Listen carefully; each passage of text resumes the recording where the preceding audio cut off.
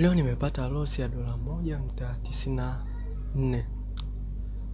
Lakini hili ndio funzo kubwa nililopata kupitia loss hiyo. Nimejifunza kuwa mtulivu katika market kama maji, na kusikiliza market inaniambia nini. GBP USD ilinionyesha mapema kama kuna pattern inakuja kuform, ambayo pattern hiyo ni penalty pattern. Matokeo yake nika stop out, lakini sikupoteza pesa tu, nilipata maarifa.